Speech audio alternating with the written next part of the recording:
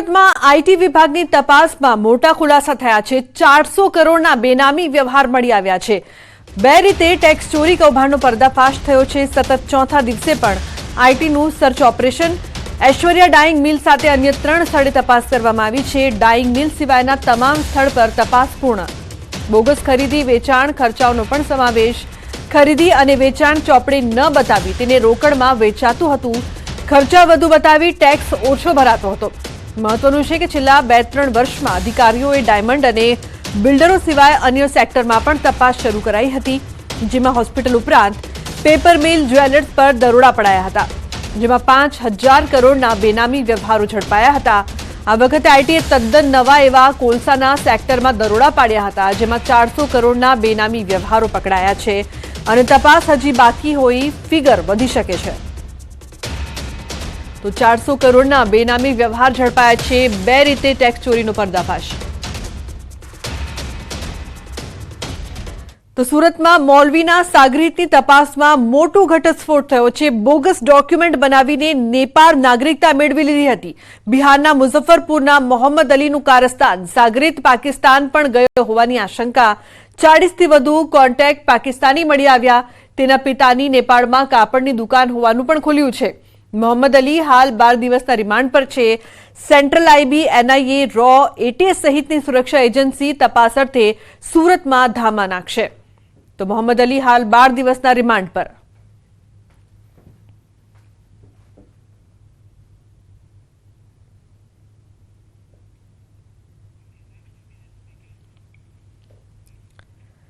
હિંમતનગરમાં beer ભરેલી કારનો અકસ્માત સર્જાયો। વહેલી સવારે લોકો બિયર લઈ પલાયન થયા હતા। ખેડ તસિયા રોડ પર અકસ્માતની આ સમગ્ર ઘટના બની છે।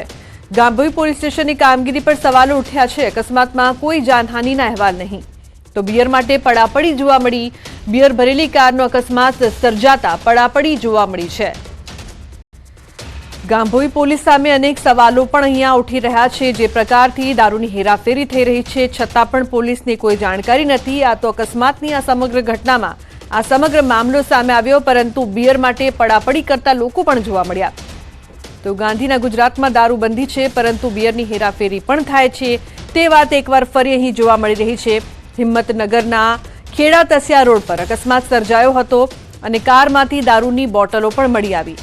અકસ્માતમાં કોઈ જાનહાનિના અહેવાલ નહીં।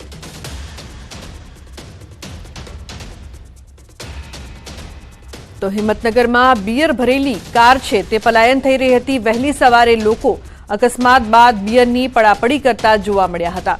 ખેડ તસિયા રોડ પર આ અકસ્માત સર્જાયો હતો। જો કે આ અકસ્માતમાં કોઈ જાનહાનિના અહેવાલ નથી, પરંતુ હવે આ સમગ્ર મામલે તપાસ પણ કરવામાં આવશે। આ લોકો કોણ હતા અને આટલી બધી બિયર લઈને ક્યાં જઈ રહ્યા હતા તે તમામ તપાસનો વિષય। વહેલી સવારે લોકો બિયર લઈને પલાયન થતા પણ જોવા મળ્યા। તો ખેડ તસિયા રોડ પર અકસ્માતની આ સમગ્ર ઘટના। સંવાદદાતા ઈશાન જોડાય છે ફોન લાઈન પર વધુ માહિતી આપવા માટે। ઈશાન, શું છે સમગ્ર મામલો? એક તો અકસ્માત, પછી બિયર માટે પડાપડી કરતા લોકો। ચોક્કસ તાલુકાના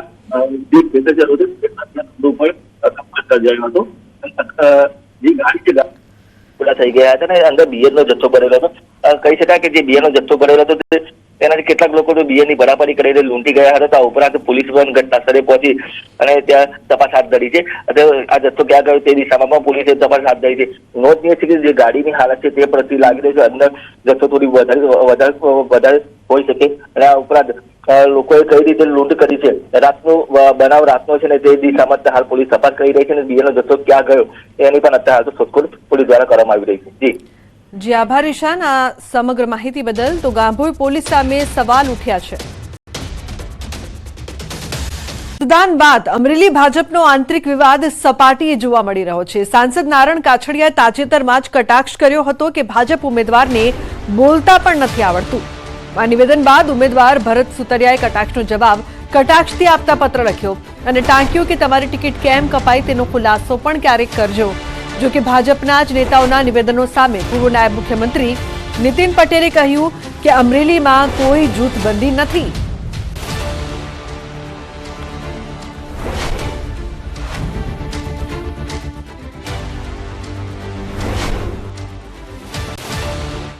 પાર્ટીએ મને ટિકિટ આપી, મને હું પાર્ટીનો આભારી છું। મને કોઈ રંગ નથી, પરંતુ તમે જે સિલેક્શન કર્યું છે ને કે તમે અમરેલીને 23 લાખની વસ્તી અને તમે 17.5 લાખ મતદારોનો દ્રોહ કર્યો છે. ભારતીય જનતા પાર્ટીએ દ્રોહ કર્યો છે. દિલીપ સંઘાણી હતા, મુકેશ સંઘાણી હતા, ડોક્ટર કાનાભાર સાહેબ હતા, બાબુભાઈ ઉદાણ હતા, હિરેન હેરપરા હતા, કેશુભાઈ નાકરાણી હતા, કેટલા ભારતીય જનતા પાર્ટીમાં મજબૂત ચહેરાઓ હતા. તો તમારે સામાન્ય જે વાત ન કરી શકે, ગુજરાતીમાં પણ એક ઇન્ટરવ્યુ ના આપી શકે, જે બોલી ન શકે એવી વ્યક્તિને તમે ટિકિટ આપીને ભારતીય જનતા પાર્ટીના કાર્યકર્તાને તમે દ્રોહ કર્યો છે. તેમાં મને કહેવામાં જરા પણ યતિશોક્તિ નથી. મારી પર આક્ષેપ લાગવામાં આવ્યો હતો કે ભરતભાઈ જે ઉમેદવાર લોકસભાના છે ને થેન્ક યુ બોલતા પણ નથી આવડતું, એ માટે મેં પત્ર લખ્યો. પત્રની લીટી આખરી કોલમ પૂરું થતું હતું એટલે મેં પાછું છેલ્લે લખ્યું આખરી વાર થેન્ક યુ, એટલે પત્ર માટે. બાકી એ મારા આદરણીય છે અને ગુરુ છે, હું એને માનું છું. જો આ મારો કોઈ વિષય નથી, બંને નેતાઓ છે, બંને સક્ષમ છે અને બંને પોતપોતાની રીતે અમારા સંગઠનને, અમારા પ્રદેશ અધ્યક્ષશ્રીને કે જેમને યોગ લાગે એમને રૂબરૂ મળીને વાતચીત કરી શકે છે. કોઈ જૂથ નથી, દરેક જગ્યાએ પક્ષમાં બધા સાથે મળીને કામ કરે છે. તો સહકારી આગેવાન અને ઇફકોના ચેરમેન દિલીપ સંઘાણીના જન્મદિવસ નિમિત્તે અમરેલી ખાતે ભવ્ય કાર્યક્રમ રવિવારે સાંજે યોજાયો હતો, જેમાં પુરુષોત્તમ રૂપાલા, જયેશ રાદડિયા, નીતિન પટેલ, આરસી ફળદુ, સાંસદ કાછડિયા સહિતના નેતાઓ હાજર રહ્યા હતા. ઇફકોના ડાયરેક્ટર તરીકે જયેશ રાદડિયાની અપક્ષ જીત અને સંઘાણીના જન્મદિવસ સાથે ચેરમેન પદે ફરી નિમણૂક બાદ આ કાર્યક્રમ યોજાયો હતો. આ કાર્યક્રમ એક રીતે દિલીપ સંઘાણીનું શક્તિ પ્રદર્શન પણ માનવામાં આવે છે. આ પ્રસંગે સંબોધન કરતા આરસી ફળદુએ જયેશ રાદડિયાના વખાણ કરતા કહ્યું કે સૌરાષ્ટ્રના સાવજ અને જેતપુરના ધારાસભ્યએ કાલે વટ પાડી દીધો.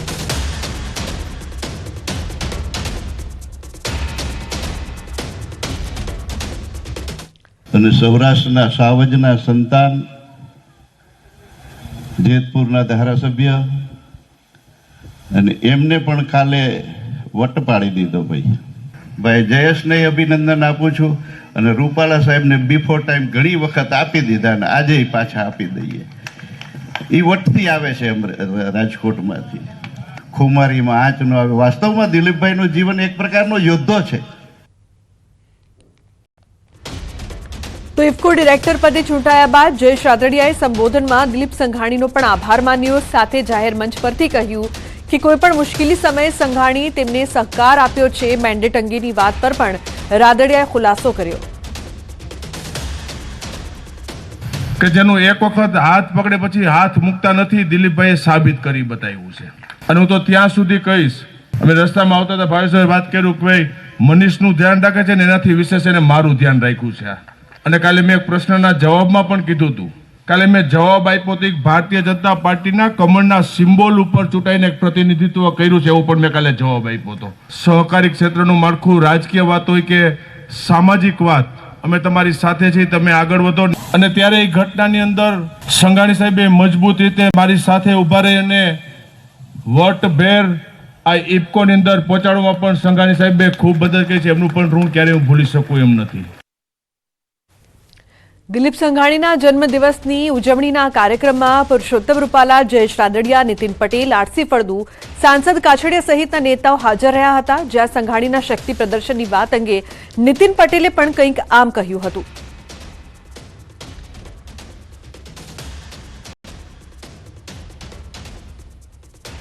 જો આ કોઈ શક્તિ પ્રદર્શન નથી. દિલીપભાઈ સંઘાણી ઇફકોના ચેરમેન બન્યા એ પહેલા મને અહીંયાથી ડૉક્ટર કાનાબાર તરફથી આમંત્રણ આપવામાં આવેલું. દિલીપભાઈનો જન્મદિવસ અમરેલી શહેરની વિવિધ સામાજિક સેવાભાવી સંસ્થાઓ દ્વારા ઉજવવાનું નાગરિક સમિતિ તરફથી નક્કી કરવામાં આવ્યું છે. એટલે ઘણા લાંબા સમય પહેલાં મને આમંત્રણ આપ્યું હતું અને મેં અહીંયા આવવાની સંમતિ પણ આપી હતી. ભાવનગર જિલ્લામાં 80 રોલિંગ મિલો પૈકી 25 જેટલી રોલિંગ મિલો બંધ હાલતમાં. પરિણામે અનેક લોકોની રોજગારી છીનવાઈ શકે, મજૂરોને રોજગારી મળી શકે તેના માટે રોલિંગ મિલ માલિકોનો પ્રયાસ. એકાંતરે રજા રાખીને કામદારોને રોજગારી આપવાનો નિર્ણય. અમદાવાદના શાહીબાગમાં આવેલી રાજસ્થાન હિન્દી હાઈસ્કૂલની મનમાની સામે જિલ્લા શિક્ષણ અધિકારીની લાલાંક, સ્કૂલના ટ્રસ્ટીને નોટિસ ફટકારાઈ, ખુલાસા સાથે ડીઈઓ કચેરીએ હાજર થવા ફરમાન કરાયું. ડીઈઓનો આદેશ હોવા છતાં ધોરણ 9માં વિદ્યાર્થીઓને પ્રવેશ ન આપતા 56 વિદ્યાર્થીઓનું ભાવિ અધરતાલ થયું. ટ્રસ્ટી વિરુદ્ધ એફઆઈઆર કેમ ન કરવી, આ સહિતના ખુલાસા મંગાયા. વિદ્યાર્થીઓના ભાવિને લઈ ડીઈઓ કચેરીએ પગલાં લીધા. વડોદરામાં સ્કૂલની બીએલ કોપી કેસને લઈ પરિણામ જાહેર નહીં. ધોરણ 10ની બોર્ડની પરીક્ષામાં સામૂહિક ચોરી કેસ થયો હતો. 117 વિદ્યાર્થીઓનું પરિણામ જાહેર ન કરાયું. સીસીટીવી ફૂટેજના આધારે લેવાયો નિર્ણય. 600 વિદ્યાર્થીઓએ આપી હતી બોર્ડની પરીક્ષા. અગાઉ કેન્દ્ર સંચાલક તરીકે ફરજ બજાવતા સ્કૂલના આચાર્યને પહેલા જ સસ્પેન્ડ કરાયા હતા. હવે વધુ કર્મચારીઓ સામે તવાઈ બોલાવવામાં આવશે. પશ્ચિમ બંગાળના ઉત્તર 24 પરગણામાં પીએમ મોદીએ ગજવી જનસભા. કહ્યું, બંગાળમાં ટીએમસી સરકાર રામનું નામ નથી લેવા દેતી. ગઠબંધન પર પ્રહાર કરીને પીએમ મોદીએ સભામાં લગાવ્યા જય શ્રી રામના નારા. પીએમ મોદીએ બંગાળવાસીઓને આપી 5 ગેરંટી. કહ્યું, જ્યાં સુધી મોદી છે ત્યાં સુધી ધર્મના નામે અનામત આપવામાં નહીં આવે. રામ મંદિર પર સુપ્રીમ કોર્ટનો નિર્ણય નહીં પલટાય. રામનવમીની ઉજવણી કરતા કોઈ નહીં રોકી શકે, એવી પણ તેમણે ગેરંટી આપી. મધર્સ ડે પર પ્રધાનમંત્રી મોદી તમામને શુભેચ્છા પાઠવી. ચૂંટણી સભા દરમિયાન 2 યુવાનો પીએમ મોદીના માતાની તસવીર બનાવીને લાવ્યા હતા. મોદીએ કહ્યું કે પશ્ચિમની દુનિયા આજે મધર્સ ડે ઉજવે, ભારતમાં તો 365 દિવસ માતાની પૂજા થાય. યુપીના વારાણસીમાં ભાજપના મીડિયા સેન્ટરનું ઉદ્ઘાટન. કેન્દ્રીય ગૃહમંત્રી અમિત શાહના હસ્તે મીડિયા સેન્ટર ખુલ્લું મુકાયું. મોટી સંખ્યામાં ભાજપ કાર્યકર્તાઓ અને સમર્થકો પણ જોડાયા. ઉનાળુ વેકેશનમાં વલસાડના નારગોલ દરિયા કિનારા પર પ્રવાસીઓનો ધસારો. તિથલ બાદ નારગોલ દરિયા કિનારો બન્યો પ્રવાસીઓ માટે હોટ ફેવરિટ. ગાઢ જંગલ, રાઇડ્સ અને ઇકો ટુરિઝમ પોઈન્ટને કારણે પ્રવાસીઓ મુલાકાત લેવા પહોંચ્યા. ઉનાળુ વેકેશન દરમિયાન દ્વારકામાં ભક્તોનું ઘોડાપૂર મચ્યું. ભગવાન દ્વારકાધીશના મંગળા દર્શન માટે લાંબી કતારો લાગી. બાળકોથી લઈને વૃદ્ધો સુધી સૌ કોઈએ ભગવાન દ્વારકાધીશના દર્શન કરી ધન્યતા અનુભવી. શ્રદ્ધાળુઓ ગોમતી ઘાટ, ભડકેશ્વર મહાદેવના દર્શન કરી ભાવવિભોર બન્યા. ઉનાળાની કાળઝાળ ગરમી વચ્ચે શિવરાજપુર બીચની મુલાકાત લઈ લોકો આનંદ માણતા જોવા મળ્યા. પોલીસની તૈયારી કરતા ઉમેદવારો માટે મોટા સમાચાર. પોલીસ ભરતીમાં વધુ એકવાર અરજી કરવાની તક મળશે. ફોર્મ ભરવાના બાકી રહી ગયેલા લોકો કરી શકશે અરજી. ભરતી બોર્ડના અધ્યક્ષ હસમુખ પટેલે કર્યું ટ્વીટ. કોલેજના અંતિમ વર્ષમાં અભ્યાસ કરનારને વધુ એક તક મળશે. ધોરણ 12ના પરિણામ પર પણ કરી શકાશે અરજી. કુલ 12,472 ખાલી પોલીસની જગ્યા માટે મંગાવાઈ છે અરજી. ઉમેદવારો માટે ટોલ ફ્રી નંબર પણ જાહેર કરાયો. હરિયાણાના ફરીદાબાદમાં ખેડૂતોએ કર્યો વિરોધ પ્રદર્શન. ફરીદાબાદથી જેવર એરપોર્ટ સુધીના ગ્રીન હાઈવે પર કાપ મૂકવાની ખેડૂતોની માંગ. છેલ્લા 8 મહિનાથી ખેડૂતો કરી રહ્યા છે વિરોધ પ્રદર્શન. મુંબઈના મલાડમાં કેન્દ્રીય મંત્રી પિયુષ ગોયલે કર્યો ડોર ટુ ડોર પ્રચાર. મોટી સંખ્યામાં કાર્યકર્તાઓ અને સમર્થકો જોડાયા. ફૂલોથી સ્વાગત કરીને લોકોએ પિયુષ ગોયલને આવકાર્યા.